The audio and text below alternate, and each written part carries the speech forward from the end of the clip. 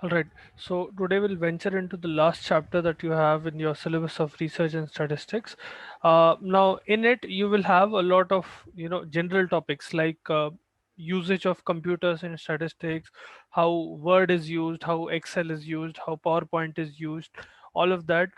Those are some basic things. So I'm not going to explain all of that. You can just, if you read it once, you will understand it is how Word is essentially used, how PowerPoint is used, how Excel, how presentations are made, how data is transferred into Excel, and few things related to that. What are databases? What are CDs? XYZ. All of that information. What we do have in today's class is statistical packages. So we'll discuss that. That is one part of your last chapter that you might not know. Statistical packages and their application in statistics as such. So, statistical packages are essentially tools.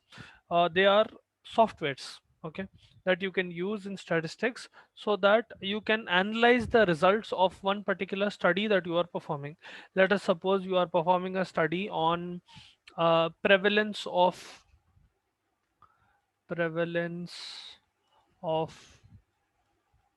malaria in Africa. Let's suppose in the year 2020.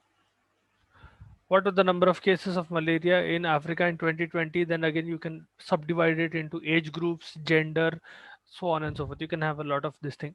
So after you have done collected all the data, when you perform statistical analysis, so essentially you are running either ANOVA, or you're running whatever type of statistical tool that you are using to analyze your data. Now that you have raw data from whatever you have collected during data collection, उसको analyze करने के लिए you will use these statistical packages.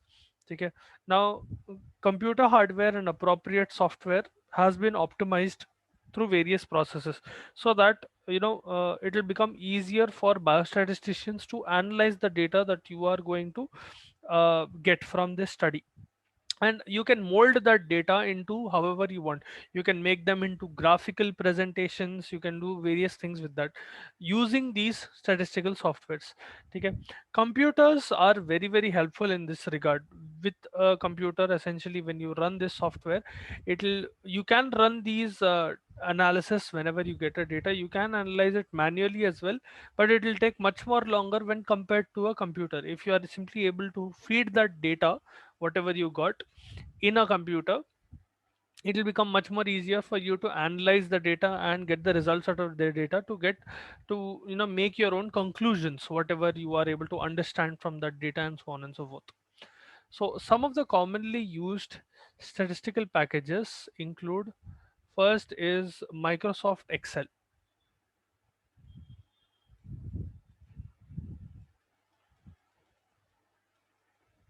Okay. Microsoft Excel is actually very popular. It is a very useful spreadsheet type of program, wherein you can analyze data and you can enter the data fairly easily. It is easy to use. It's not really hard to understand, at least the basics of Excel. And there is a capacity to generate random numbers. Now, the problem with Excel was that you can do a lot of things with Excel. You can calculate mean, range, standard deviation. To a certain extent, you can also calculate computing regression analysis कर सकते हैं आप, ANOVA भी कर सकते हैं Excel के साथ. Anyway, so what is the problem with Excel? Now, let us suppose you leave empty rows or empty columns in Excel sheet. Whenever you are entering data, let us suppose you leave an uh, empty column in that. Now, instead of considering it as a ignored calculation, which it should consider, what will happen is that column will be treated as zero. In Excel, whenever you leave one, let us suppose they are columns like this and rows like this, you are feeding data here and you are feeding data here, and you're leaving some empty columns in between or empty rows in between. The problem with Excel is that it will not just leave that out of the calculation, it will consider that as zero. The problem with that is it will create pseudo random numbers.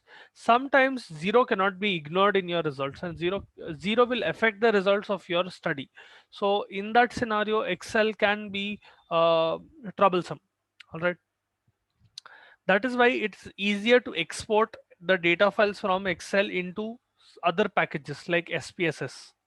We'll discuss about SPSS as well. They are different softwares. So sometimes what you can do is you can, once you have entered all the data in Excel, you can export that data into SPSS. So all the data that you have typed down in Excel can be transferred into another software, so that you can analyze the data in another software. You can do it in SPSS, you can do it in SAS as well. Okay. Now, from Excel sheet, you can generate graphs, you can generate pie charts, you can generate bar graphs, you can generate scattered plots, you can get a lot of interpretation of your data.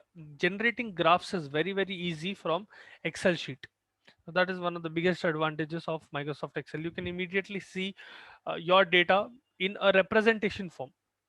For example, let us suppose you calculate the budget of your month. Now each one of you lives in a family, and most of you are married. Okay, so at least some of you are married.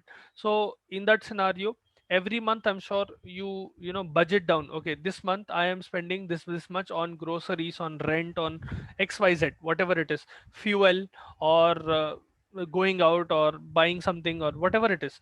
Okay, so whenever you make a budget of that particular month, let us suppose you are making the budget for the month of June of 2021, you will write all the expenses that have been that have incurred from 1st of June to 30th of June.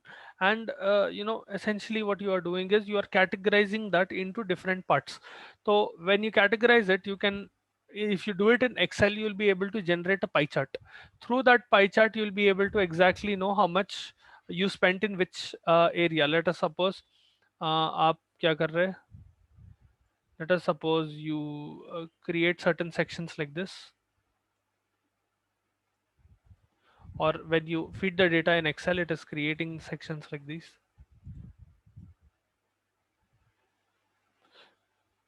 Okay, let us suppose a big chunk of your spending goes into rent, then another big chunk goes into groceries and food,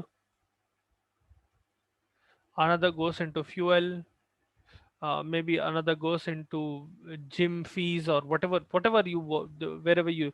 So you'll be able to see the summarization of your data in this form using Excel. This is one way. You can see the summarization of data in multiple ways. You can see it in scattered plots, you can see it in bar graphs, so on and so forth. So that is a big advantage of using Excel. Now coming to SPSS, SPSS was originally developed in Stanford. Okay, Stanford University में, Stanford University, roughly around 1960. Yeah, so around that time SPSS was developed, and now SPSS stands for Statistical Statistical Product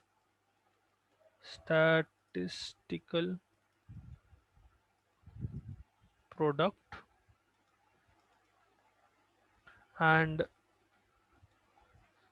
Services Solutions. That is the full form of SPSS.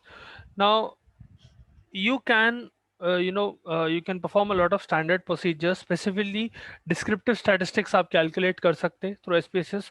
Descriptive statistics means mean, median, mode, standard deviation. All of that can be calculated using SPSS when you feed the data in it.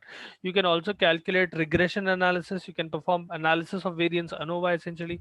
You can do multivariate analysis. Multiple different analysis can be run together in this. Cluster analysis, time series analysis, वो पूरा आप एक साथ कर सकते हैं इसमें SPSS. And it is fairly accurate. It will give you results very quickly as well, and it will give you accurate results as well. Then there is SAS. SAS stands for Statistical Analysis System.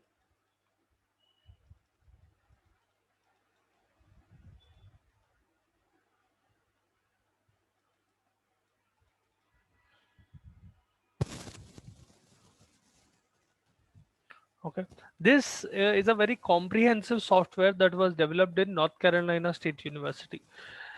This has a lot of variety, especially with you can use multiple statistical methods. And this is mainly used in businesses, very very big businesses, including almost all of pharmaceutical industry. A lot of pharmaceutical industry, you will see that people who are trained in SAS are required quite a lot.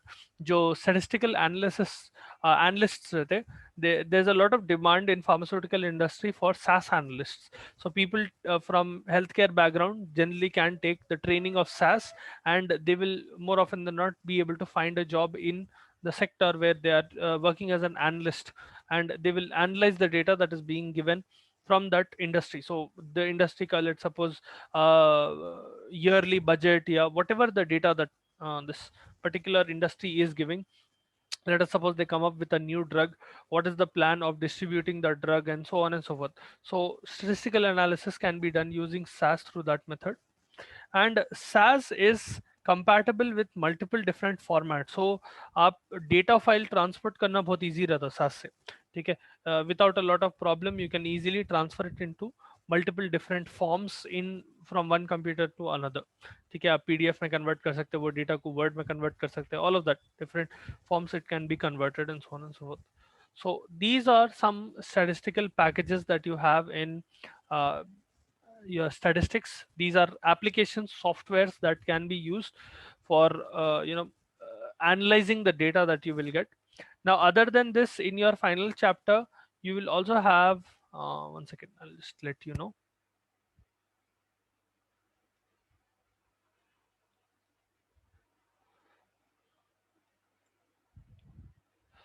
Hmm.